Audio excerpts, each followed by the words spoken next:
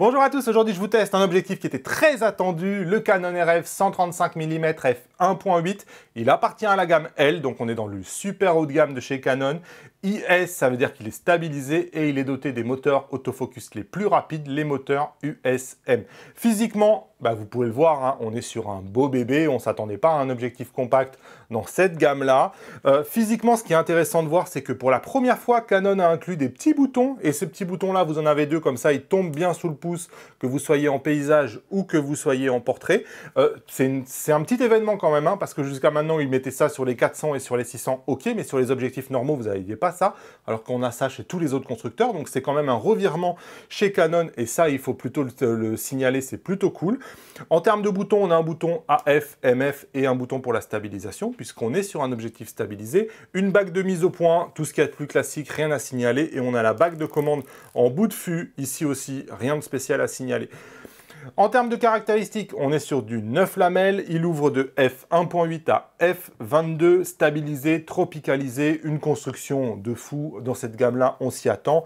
17 éléments répartis en 12 groupes, 82 mm de taille de filtre, en fait c'est la même taille de fil qu'un 85 mm f1.2. Vous voyez la dimension, 990 grammes, donc c'est moins lourd que le 85 mm f1.2.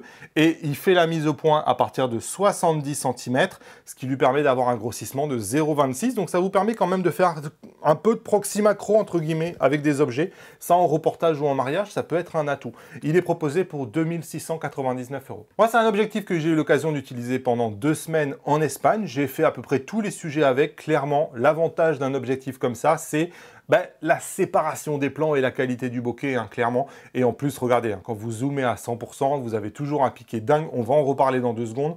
Mais clairement, ça fait vraiment partie de ses points forts, comme tous les objectifs de la gamme L de chez Canon.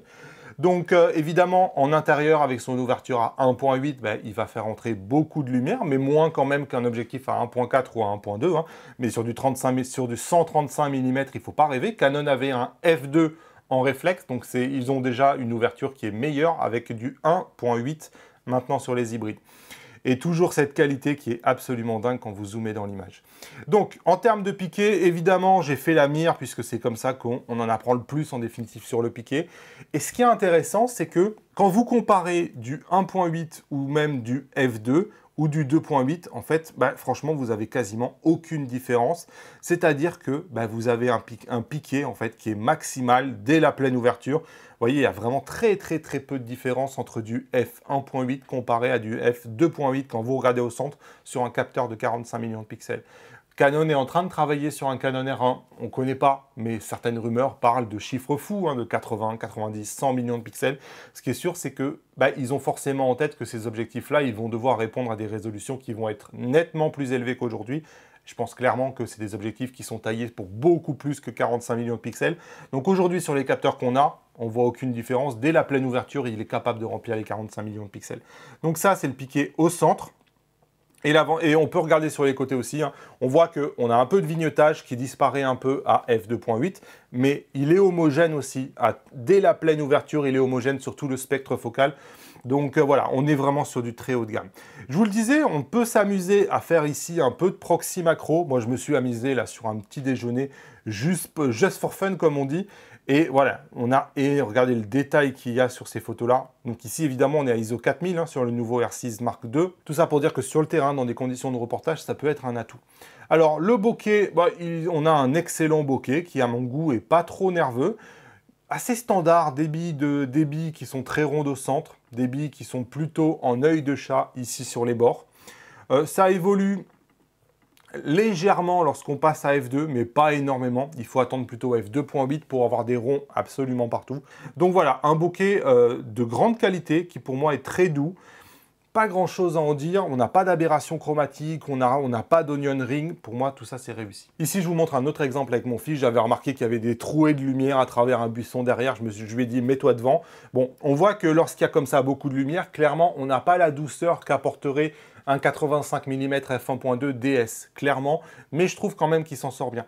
Ici, j'avais fait le même plan en vidéo, juste pour vous montrer l'histoire un peu de stabilisation. Ici, je marchais en même temps, Donc on est quand même à 135 mm, hein. Je trouve que la stabilisation fait plutôt bien son boulot.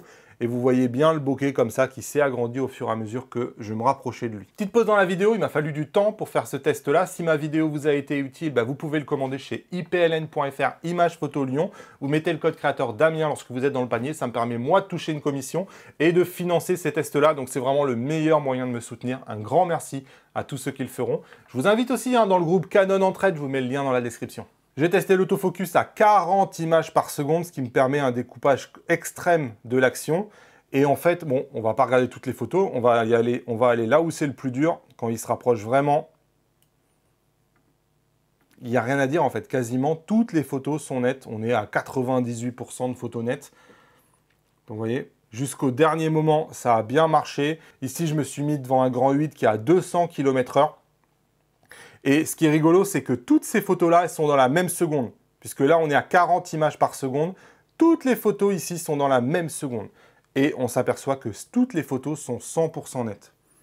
Vraiment, absolument aucun problème. Donc pour moi, en termes d'autofocus, c'est archi validé. Quand j'ai testé le focus brushing, j'ai vu aucun focus brushing. Je me suis dit, c'est cool, Canon a réussi à faire un objectif sans focus brushing. En fait, c'est pas du tout le cas. En fait, il y a une nouvelle option dans le R6 II qui permet de compenser le focus brushing et cet objectif est compatible avec cette option-là qui arrivera probablement dans les autres boîtiers et qui a masqué totalement le focus brushing. Donc l'option marche bien, mais en fait, après y avoir pensé, j'ai retesté sur la mire et vous allez voir que le focus brushing est plutôt extrême, hein. On perd je ne sais pas combien de pourcents de l'image en changeant la mise au point, mais c'est assez extrême. Donc non, on a un gros focus brushing, mais l'objectif est compatible avec la nouvelle fonction de compensation du focus brushing. Je vous le disais, on est sur un objectif qui a pas mal de vignettage. Ici, c'est à 1.8. Il disparaît un peu plus à f2, encore un peu à 2.8. Et je pense qu'il n'y en a plus du tout à partir de f4. Mais clairement, on est sur un objectif qui a du vignettage. Alors, on est sur un objectif qui est généralement fait plutôt pour le portrait. On aime plutôt bien ça, généralement, le vignettage, parce que s'il n'y en a pas, on va le rajouter en post-traitement. Donc, pour moi, c'est plutôt cool. Sur le terrain, moi, j'ai noté un peu de flair quand même, à un peu toutes les ouvertures, notamment à f1.8. Vous avez vu, avec une perte de contraste qui peut être assez forte lorsque on est dans une certaine position par rapport au soleil. Donc ici, j'avais le soleil en face, mais je le mettais juste un peu en oblique comme ça. Et vous voyez, ça produisait quand même pas mal de flair et une grosse perte de contraste. Ça empire pas vraiment lorsque vous fermez l'ouverture, mais ça s'améliore pas non plus vraiment. Voilà, on est sur un objectif qui, sur certains angles, peut présenter quand même du flair. Par contre, j'ai eu beau chercher les aberrations chromatiques à f1.8 et toutes les autres ouvertures, sincèrement, je n'en ai pas trouvé. Donc tout à l'heure, je vous disais que dans le bokeh, justement, on n'avait pas d'aberration chromatique. Pour moi, en termes d'aberration chromatique, c'est du haut de gamme. Pareil, hein, en termes de distorsion, il n'y a rien à savoir, il n'y a pas de distorsion. Donc je vous le disais, on est sur un objectif stabilisé. Je m'étais amusé à faire des tests de stabilisation jusqu'à 0,5 secondes pour me rendre compte qu'en fait, quasiment toutes les photos étaient nettes à 0,5 secondes. Donc ça marche très très bien et depuis j'ai réessayé à 1 seconde et j'arrive à avoir des photos nettes à 135 mm avec des pauses de 1 seconde. Donc voilà, on est sur une stabilisation 8 stop qui marche très très bien. Donc ça c'est plutôt cool quand même d'avoir un objectif stabilisé. J'ai aussi testé ses performances en astrophotographie. Ici je suis zoomé à 400%. J'étais pas sur une monture équatoriale donc j'étais un peu limité en temps de pause et je suis allé un peu trop parce que vous voyez que les étoiles sont pas tout à fait comme des points, mais peu importe, ça va nous permettre de voir ce qu'on veut voir. Et ce qu'on veut voir, c'est que il y a une absence totale d'aberration chromatique. Il y a une absence totale, vous savez, on ne voit pas d'étoiles éclatées ou d'effets satellites. En fait, ça reste des points. Vous voyez, même ici, je suis dans les extrêmes, c'est toujours des points. Donc pour moi, on est sur un objectif qui est exceptionnel probablement pour l'astrophotographie. D'autant que je me suis amusé pour voir si on fermait un peu l'ouverture, est-ce que réellement on avait une amélioration particulière. Ici je suis à 2.8, évidemment je suis à ISO 10 000 maintenant, mais on voit bien les points et en fait on ne voit pas d'énorme amélioration non plus lorsqu'on passe à f2.8. Donc pour moi on est sur un objectif qui va très bien se comporter en astrophotographie. Au moment de conclure, je pense que c'est un objectif qui mérite son badge L, hein, clairement. Hein. On est dans l'ultra haut de gamme de chez Canon et pour moi, il appartient à la gamme des 50 mm 1.2, des 85 mm 1.2. Oui, on est sur des objectifs qui coûtent cher, mais clairement, on est sur des objectifs où il n'y a pas vraiment de compromis. C'est des objectifs qui peuvent faire 10, 15 ans, avec lesquels vous pouvez travailler tous les jours. Ils sont là pour ça, je pense. Si cet objectif vous intéresse, ipln.fr, code créateur Damien dans le panier, c'est extrêmement important pour moi parce que cette vidéo n'est pas sponsorisée, donc c'est vous qui soutenez mon travail pour que ce genre de vidéo continue. Donc voilà, si je vous ai aidé, ipln.fr, merci beaucoup pour votre soutien. Dites-moi en commentaire qu'est-ce qui vous évoque ce 135 mm, qu'est-ce que vous en pensez. J'ai hâte de vous lire. Salut!